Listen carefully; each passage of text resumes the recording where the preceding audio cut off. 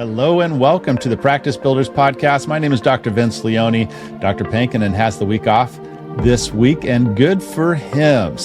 But we have a special treat for you all this week.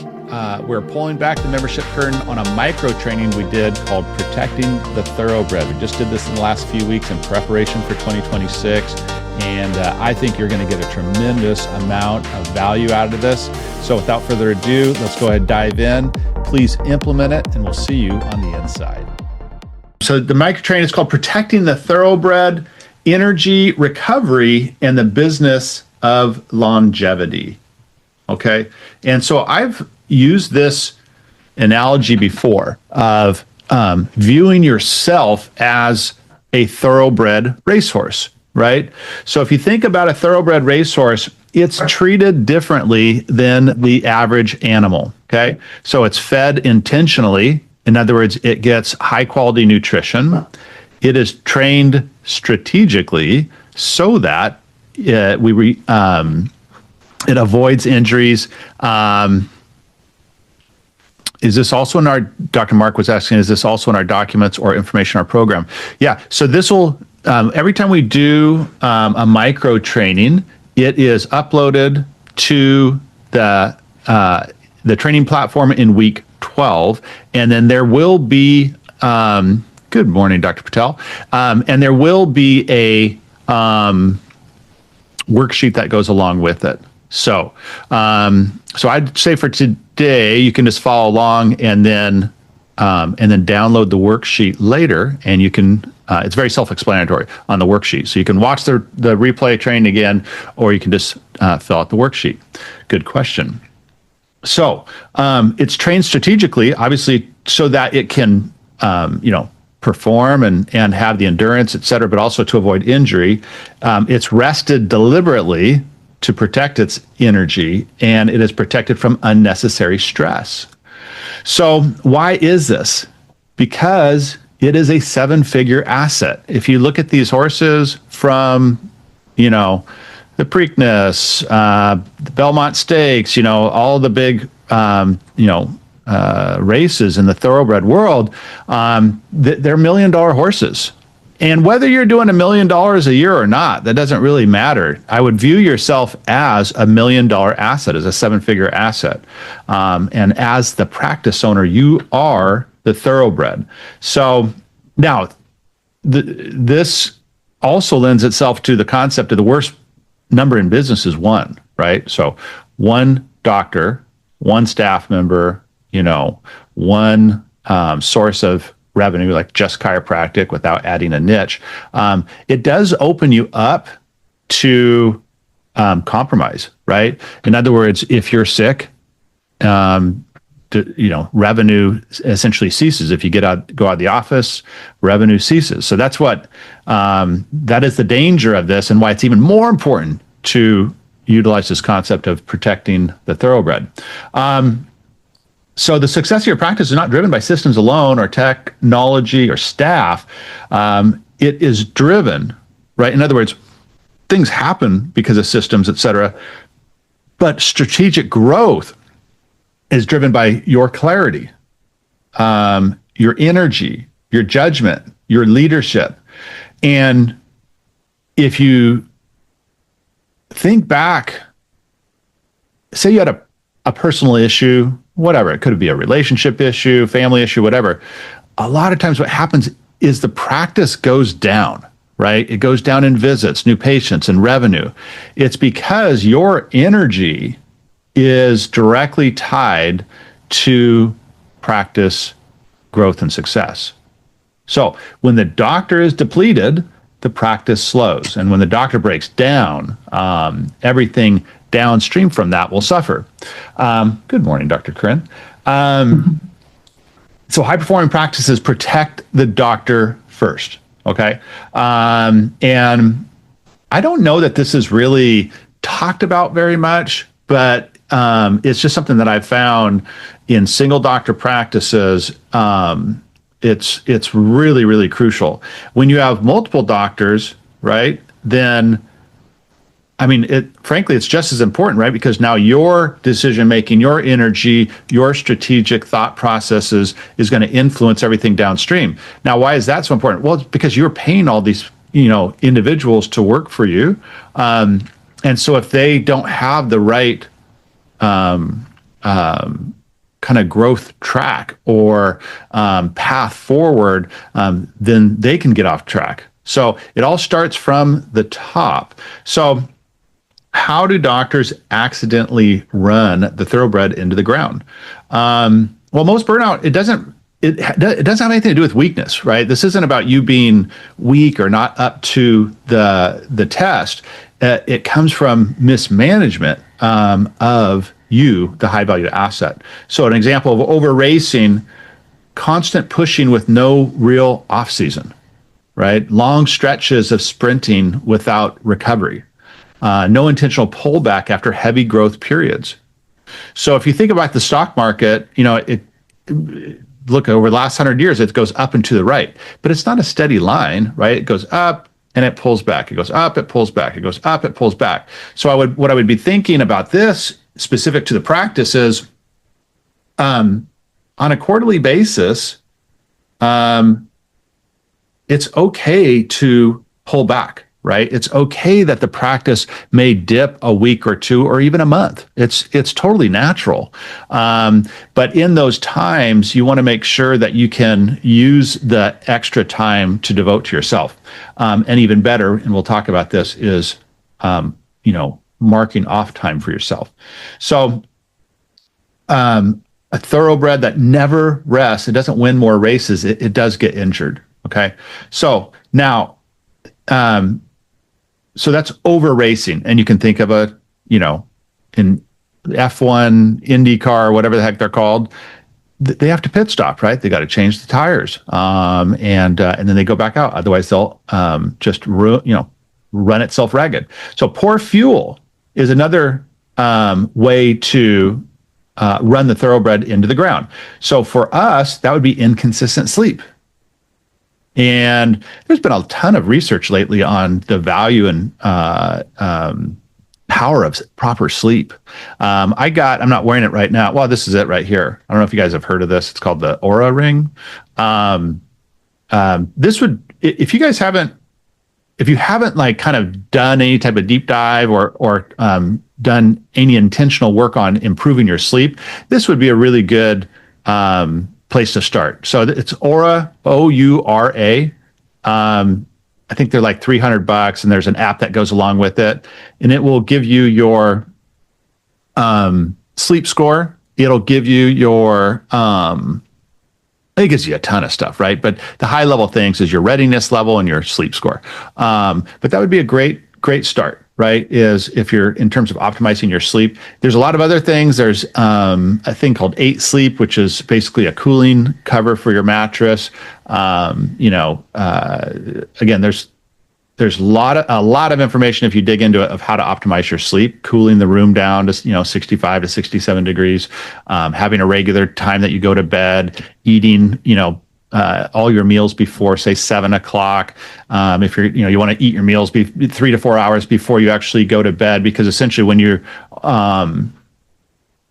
eat late, then your body's continuing to digest, right? So that, or you have alcohol late, then your body's continuing to process those things into the night, and it doesn't allow you to get into your REM and then your deep sleep. So optimizing your sleep would be a great approach here. But anyways, poor fuel is inconsistent sleep, skipped meals, or low quality nutrition.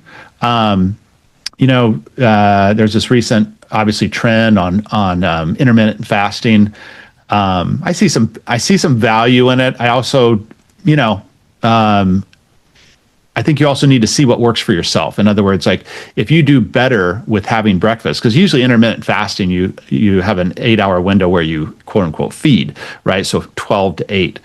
So you would be skipping breakfast. Well, that's more stress on your body. So you need to find out, well, what works for you, not necessarily what, the trending topic on social media is. So now, is it a way to lose weight? Yeah, 100%. Is it a way to, but if you're already at the weight that you want and the BMI, et cetera, does that make sense? Because if you don't have the energy, especially in the morning, because you don't have any fuel in your body, that doesn't seem like a great situation, just from a logical standpoint. A lot of times, there's all these podcasts, Huberman, all this type of stuff. They put out all this research. I get it, right? These people are very smart, but we also have to figure out, well, what works for us, right? What gives us the best opportunity to succeed that day? Relying on caffeine instead of recovery. Look, I love my coffee too. So I get this. But I guess it's just, we don't want it as a crutch, right? We want to have our sleep restoring our energy levels versus just propping it up. I don't think there's anything wrong with caffeine. That's not what I'm saying here. It's just when it's used only as a crutch versus optimizing nutrition and sleep, then that can be an issue. Okay, other ways to accidentally run the thoroughbred into the ground is doing the wrong work. If you get stuck doing low-level tasks, and we talked about this in, Dr. Mark has a link here for the Vegas NN reset. Find puts me in deep sleep. Yeah, cool. Sorry, Vegas nerve reset. Oh, it's Vegas nerve reset. Yeah, I noticed a difference with it. I don't completely know the science behind it, but yeah, well, there's a link there if anyone wants to check that out on YouTube. Very cool. I appreciate that. So doing the wrong work. So high-level doctors stuck in low-level tasks. We talked about this when on one of the micro trainings recently about creating your not to-do list, essentially optimizing your work. When you're doing low-level tasks, right, stuff that essentially $20 an hour or below, this will drain your energy and it will make you frustrated, and it is not a way to optimize the thoroughbred. The owner's energy is spent on operations instead of leadership. Now, admittedly, this is tough, right? Because even if you have an office manager, you will need to manage them and you will have a hand in operations. We're just kind of pointing out what are the things that kind of lead to burnout, right? Confusing being busy with being effective. This is a huge one. I read this. I've always liked Brian Tracy. I don't know if I'm sure you have heard of Brian Tracy. I mean, he's well-known leader in the personal development space. I've always felt that he has very tactical and powerful strategies to kind of optimize personal development, et cetera. And he has a great book on productivity called Eat the Frog. So if you've never read that, it's a classic, right? It's a classic book. But he talks about this a lot, right? Confusing being busy with being effective. And he has the strategy of the ABCDE method, where you prioritize your work so that you can, move the ball down the field, right? I know that we're confusing metaphors here, but essentially, sometimes if we have our task list and we don't prioritize it, we will tend to do the things that are easiest, right? Versus the things that are most important. And that's what that is saying here, confusing being busy with being effective. So $1 million asset should not be doing $25 an hour work. And again, even if you're not doing $1 million a year, that's not the point. What I would like you to start thinking of yourself is becoming that, right? That is the goal, right? That you are going to work towards that, being that $1 million asset. And then finally, on what are things that lead to burnout, right? So we have over racing, poor fuel, doing the wrong work, and then no recovery protocol. So this, I think, is very endemic to chiropractors. There's no recovery protocol. In other words, sometimes doctors don't ever take a vacation. They may take a couple days off, but there's no real downtime, right? If you do take a vacation, you're doing some remote work. I'm guilty of this as well. I even took a picture of myself on Maui, with my laptop open, checking, team messages on Slack. So, I think it's a skill set that actually needs to be developed in terms of being able to separate yourself when you're on vacation from work. But if you're not even taking vacation, then that is the first step. And I would recommend, a goal. This doesn't have to happen next year, but I think the goal should be at least 2 weeks off a year, right? So there's always a slow period in the summer, right? June, July, August, usually July. There's always a slow period during the winter, around Christmas, right? So, if you can't take both of those weeks off, start with one, right? Just plan on, hey, in 2026, I'm taking 1 year off. Or sorry, 1 week off. Or in 2026, I'm going to do a summer break and then a winter break. By the way, that doesn't mean you need to go spend a bunch of money and go to some exotic location. That's not the point. The point is getting out of the office and giving yourself time away. No mental white space. This is just, from my perspective, mental white space is just where you can not have things that you're having to do, right? That you can read, a fiction book. You can go for a walk. You can exercise. It's just time where you can have a break and no true separation from the business.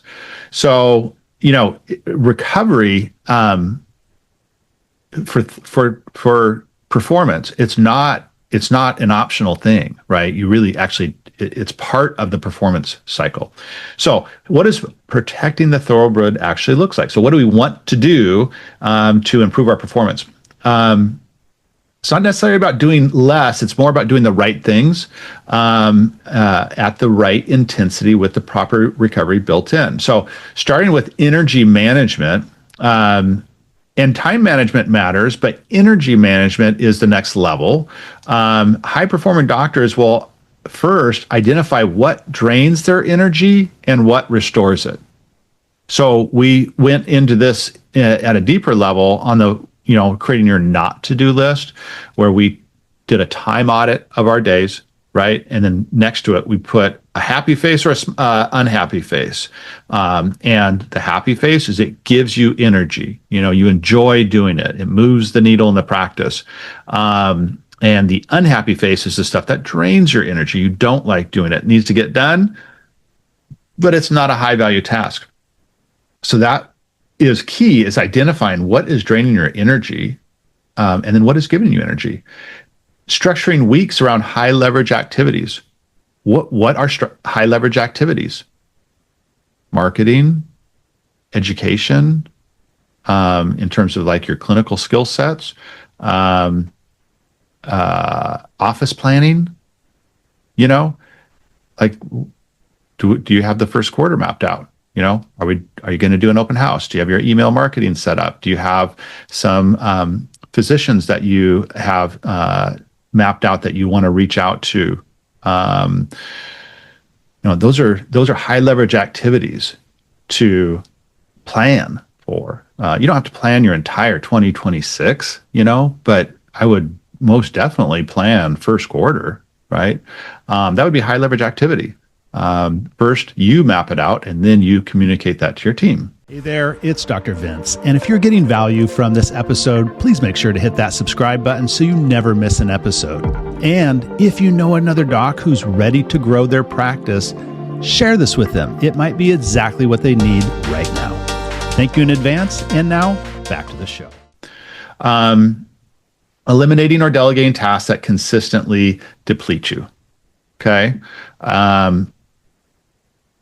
Again, comes down to first identifying what the tasks are, the energy draining tasks are, and then can they be delegated or can they be eliminated altogether?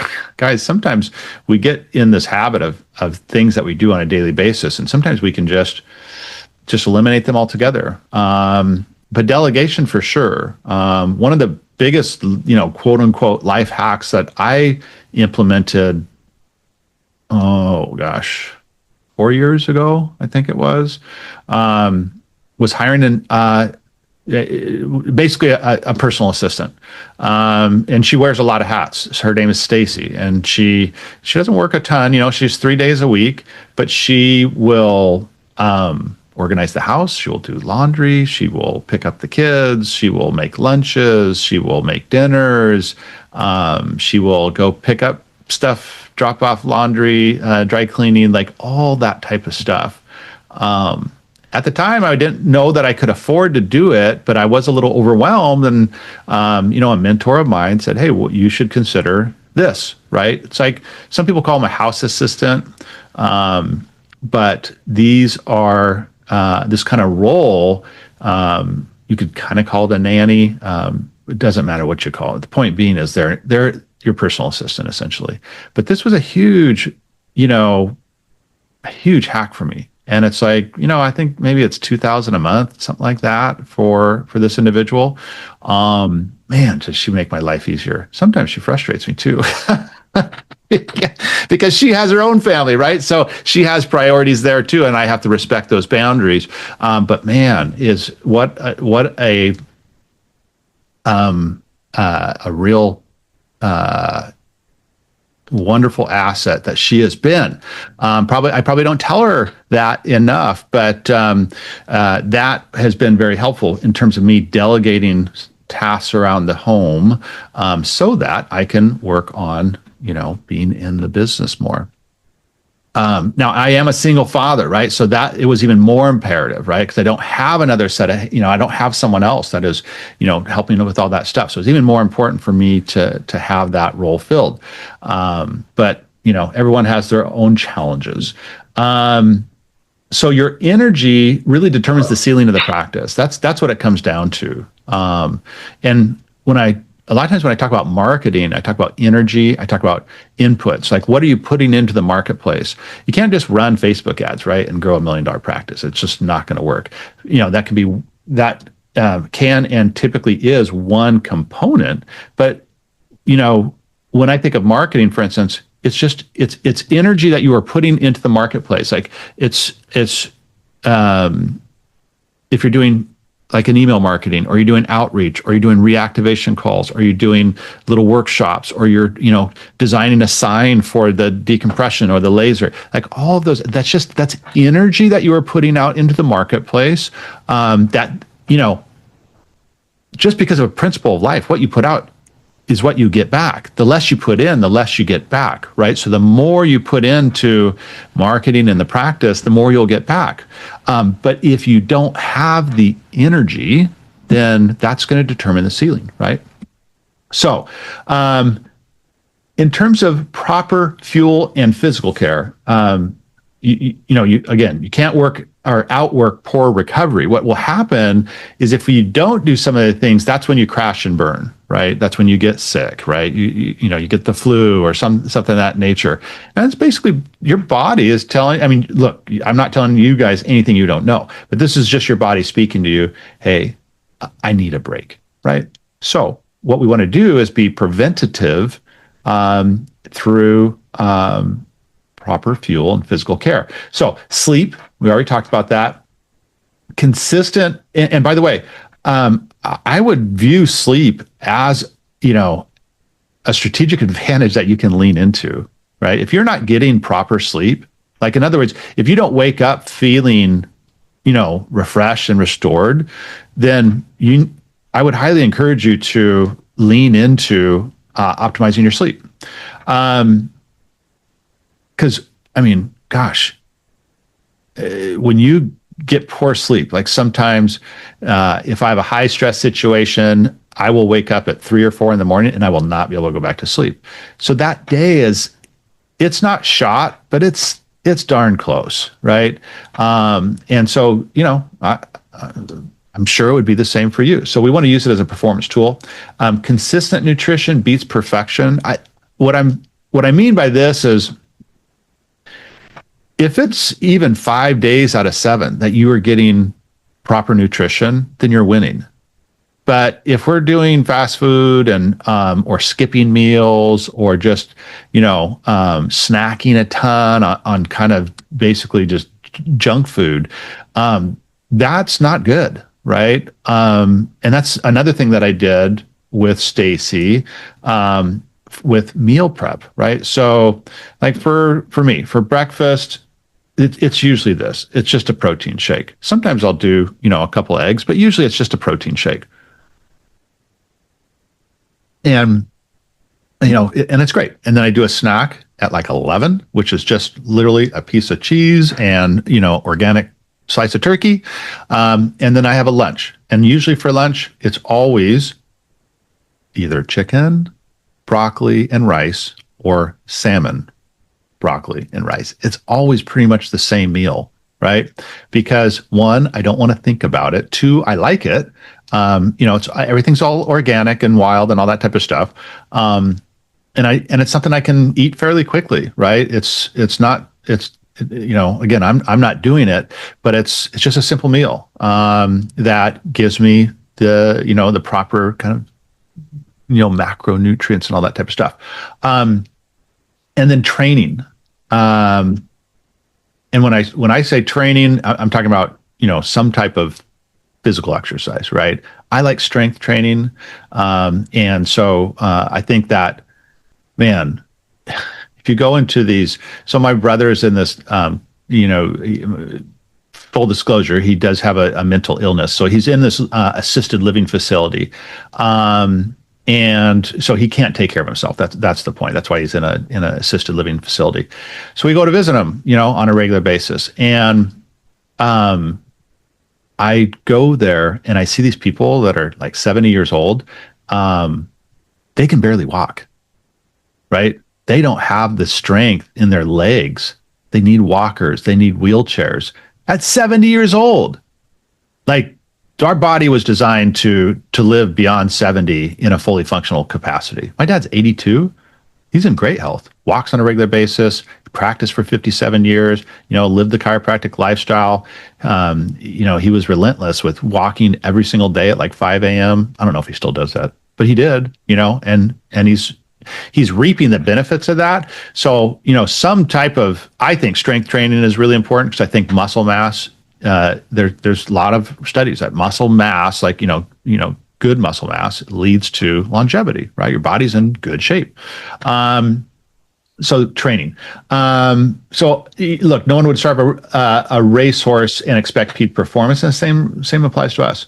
So clear role definition. The doctor's role is not to do everything. The doctor's role is vision, strategy, clinical, high-level decision-making, key relationships, right? And what are key relationships? It's getting out in your community, right? The execution, that's what we want to go to systems and staff. So planned recovery cycles, high performers plan recovery the same way they plan growth, right? So if you are leaning into marketing, right, to grow the practice, love that. But what we also want to do is plan recovery, right? How are you going to protect? This is something I really need to focus on and I'm going to work on in 2026.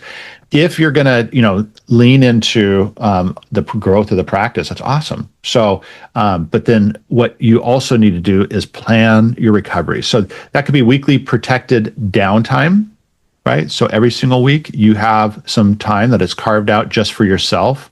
And again, that could be exercise. It could be, that mental white space, going to a coffee shop and just being able to read, not about business, not about, it's just like, just being able to read, whatever you want to. I like spy novels. Full disclosure. I'm a spy novel guy. I've been reading those darn things forever. I love kind of political intrigue and special operations. That's my way to kind of shut off, the brain in terms of business and all that type of stuff. But anyway, but weekly protected downtime. And then zooming out quarterly. Hey, on a quarterly basis, we're going to plan the marketing, but also let's plan time for yourself, right? And then annual breaks that fully disconnect. So that's the week-long vacation. Again, I recommend July and December. And again, this may feel like indulgence, but it's not.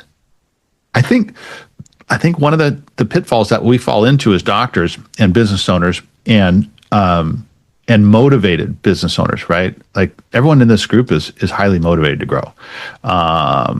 So this may feel like, oh, do I deserve that? Right? It feels like an indulgence. What I want you to do is shift that mindset to preventative maintenance. I need this.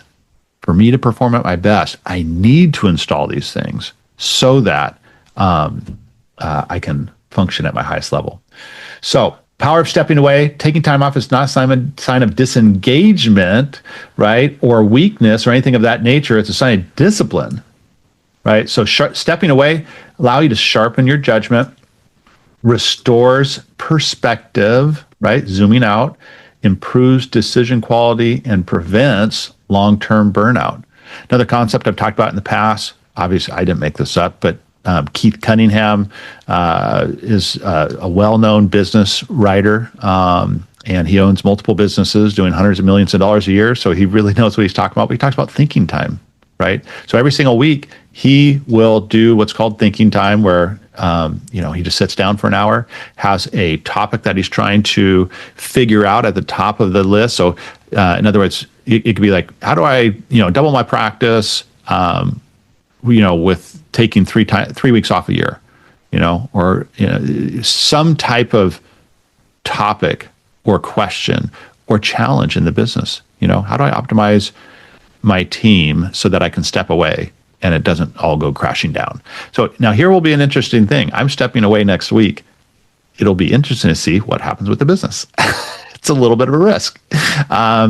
But, I'm doing everything I can to prep them this week so that I can disconnect and come back the following week and not be on, all the emails and Slack. So if a practice can't function without the doctor present for a short period of time, it's not necessarily dedication. The issue is structure. Protecting the thoroughbred ensures the practice can grow without consuming the person who built it. Right? This practice should work for you guys, right? You shouldn't necessarily work for it. So here's the commitment. And again, when this micro training will go up in the training platform in week 12, and then under action items and resources, there will be a worksheet, okay, that you can download and fill out. Okay, but here's just some high level questions. What am I currently doing that drains the thoroughbred? Right, so that's that energy thing. What activity? Usually you can think about it. I'm not crazy about team meetings. It's a lot. Our team meetings, like especially on Monday, they usually run for at least an hour, sometimes an hour and a half. So they're a little draining. It needs to happen right now, but with the plan that, as Christiana grows in the practice or in the business, that she will be able to take that over. So some of these things, it still may need to be done now by you, but maybe you can have a plan to delegate into the future. Next, what will I delegate or eliminate in the next 30 days? So these are more immediate things that you just recognize that, hey, I can delegate these, or I can just get rid of them. And then what recovery habit will I protect as seriously as revenue? Again, it could be sleep, it could be that disengagement, it could be, planning time away, all that type of stuff. So I think that's really important. So protect the asset and the practice will follow. Okay, so that is our training on protecting the thoroughbred, energy, recovery, and the business of longevity. So I hope you enjoyed that. I hope that was, I felt like this was a kind of a good time of year for it. As we head into a new year, and that we can make some strategic decisions about how we kind of manage ourselves, so that we can have the best year yet. That's what I want for all of you. I want you all to have the best year yet in practice. That's the goal. And the best year yet, yes, it's revenue, but it's also, in my opinion, you living your best life, right? You having great energy, you being happy. Like trust me when I say this, it is not fun to grow revenue sacrificing yourself. That is not having your best year yet. So we're trying to do it all in terms of we want practice growth, but we also want to protect ourselves. Hey, it's Dr. Vince again, and hope you enjoyed that episode. And if you're ready to grow your practice fast with high-value decompression patients, then the Decompression Accelerator could be a phenomenal option for you. This is our 90-day sprint to help you scale with proven systems, staff-driven protocols, and full marketing support, and it's all guaranteed. Spots are limited. Head to www.decompressionaccelerator.com to learn more.